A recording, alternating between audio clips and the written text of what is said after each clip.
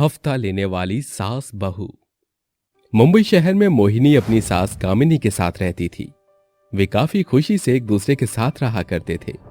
उनको देखकर कोई भी ये नहीं बोलता कि ये दोनों सास बहू हैं। मोहिनी और कामिनी के बीच बहुत ही प्यार था। वे दोनों एक दूसरे का बहुत ही ख्याल रखते थे। वो दोनों एक दूसरे के लिए बहुत अच्छे थे, लेकिन दूसरों के लिए बहुत ही खराब थे। वो हर किसी के पास जाते और उनसे हफ्ता लिया करते। ऐसे ही एक दिन मोहिनी केले की दुकान पर जाती है और उससे बोलती है, क्या रे काका, चल अपन को अपना हफ्ता दे। काहे का हफ्ता? अरे तू नया आया है क्या रे? तेरे को नहीं पता है, यहाँ सब अपन को हफ्ता देते हैं। देते होंगे तुम्हें सब, लेकिन मैं नहीं दूंगा। क्या रे, खुद को बहुत शाना समझ रहा है क्या?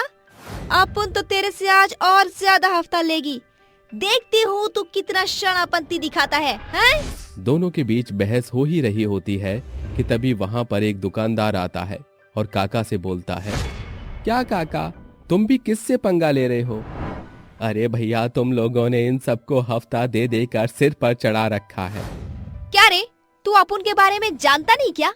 सुन, तू है इधर की बहू, इसलिए तेरे को कुछ नहीं बोल रहा, नहीं तो अभी तक तू सलाखों के पीछे होती। उन दोनों के बीच में बहस चल रही होती है कि तभी कामिनी वहां आती है और काका का पीछे से गर्दन पकड़कर गुस्से में बोलती है, क्या रे, खुद को समझता क्या है तू? ज्यादा शानपंती दिखा रहा है। तू हमको सलाखों के पीछे डलवाएगा? रुक, जब तू ही सलाखों के पीछे जाएगा ना, तब तेरे को पता चलेगा कि तूने किससे पंगा लिया है। अब मैं तेरे को सलाखों के पीछे डलवाएगी।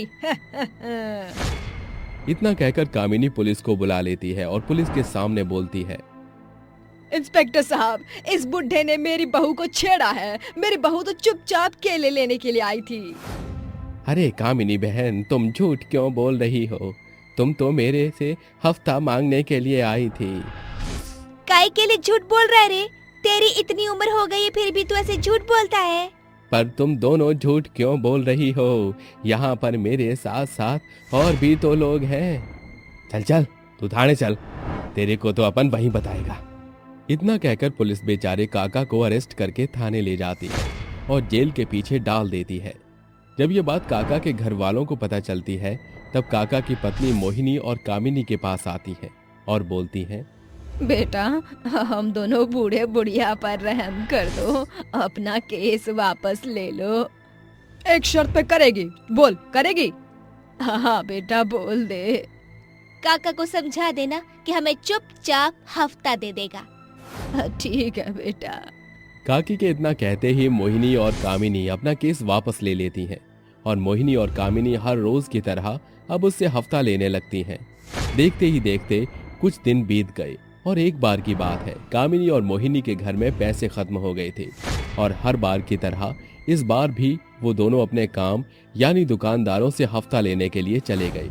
हफ्ता लेते हुए कामिनी एक परचून की दुकान पर आई। चल चल, पूरा हफ्ता हो गया। तू पिछली बार भी छूट गया था, अभी तू अपन को 2 हफ्ते का हफ्ता देगा। कामिनी बहन, मेरी लड़की की 2 दिन बाद शादी है, कृपा करके तुम मुझे इस बार छोड़ दो। मैं वैसे ही कर्ज में डूबा हुआ हूँ। मेरी बेटी की शादी होने दो, मैं तुम्हें तुम्हारा हफ्ता दे दूंगा।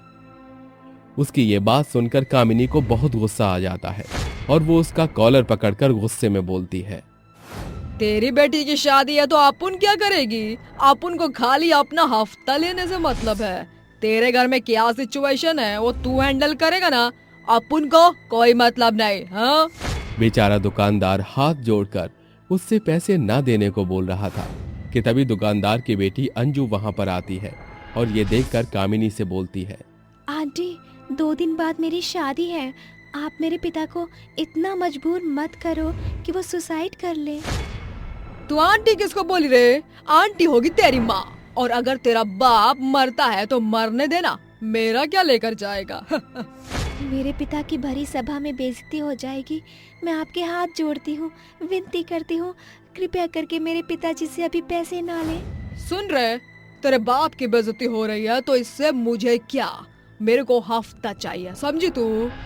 कामिनी बोल ही रही होती है और वहीं दूसरी तरफ मोहिनी रोड क्रॉस करके अपनी सास के पास आ रही होती है कि तभी एक ट्रक से मोहिनी का एक्सीडेंट हो जाता है। ये देखकर मानो कामिनी को एक झटका सा लग जाता है। ये सब दुकानदार की बेटी अंजू भी देख रही थी। वो तुरंत एम्बुलेंस को फोन करती है और थोड़ी देर बाद एम्बुलेंस मोहिनी को हॉस्पिटल लेकर जाती है और उसका इलाज होने लगता है। थोड़ी देर के बाद डॉक्टर बाहर आता है और कामिनी से बोलता है, आपकी बहू का खून बहुत ज्यादा बह गया है, हमें खून की जरूरत है और अगर आपकी बहू के लिए खून नहीं मिला तो हम आपकी बहू को नहीं बचा सकेंगे। तो डॉक्टर तू अब उनका खून ले ले और मेरी बहू को बचा ले। हम आपका खून ले लेते हैं, अगर आपकी बहू से आपका खून मिल जाता तो। आपकी बहू का ब्लड ग्रुप O पॉजिटिव है और आपका AB नेगेटिव। हमें माफ कीजिए और आप जल्द से जल्द ब्लड का अरेंजमेंट करवाइए। अगर थोड़ी सी भी देर होती है तो हम आपकी बहू को बचा नहीं पाएंगे। बेचारी कामिनी अपने सिर पर हाथ रखकर रोने लगती है और खुद से बोलती है, हे भगवान, मेरे पास तो मेरे परिवार के रूप में मेरी इकलौती बहू ही बची है, तूने तो उसका भी एक्सीडेंट कर दिया। हे भगवान, तुम मुझसे मेरी बहू को क्यों छीन रहे हो? कामिनी को रोता हुआ देख अंजू कामिनी से बोलती है, आंटी जी, मेरा ब्लड ग्रुप O पॉजिटिव है, अगर आप चाहें तो मैं आपकी बहू को अपना खून दे सकती हूँ। अंजू की ये बात सुनकर कामिनी फूट फूट कर रोने लगती है और थोड़ी देर बाद अंजू मोहिनी को खून देने लगती है।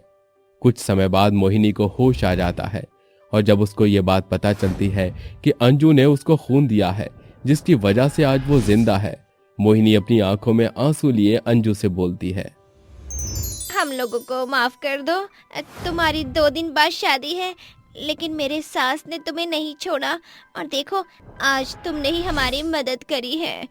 हो सके तो मुझे अपनी बड़ी बहन समझकर और मेरी सास को अपनी माँ समझकर माफ कर देना। नहीं नहीं भाभी, आप ऐसा क्यों बोल रही हो? आप बस मेरी शादी में आकर मुझे अपना आशीर्वाद दे देना, मैं खुद को बहुत खुशकिस्मत समझूंगी।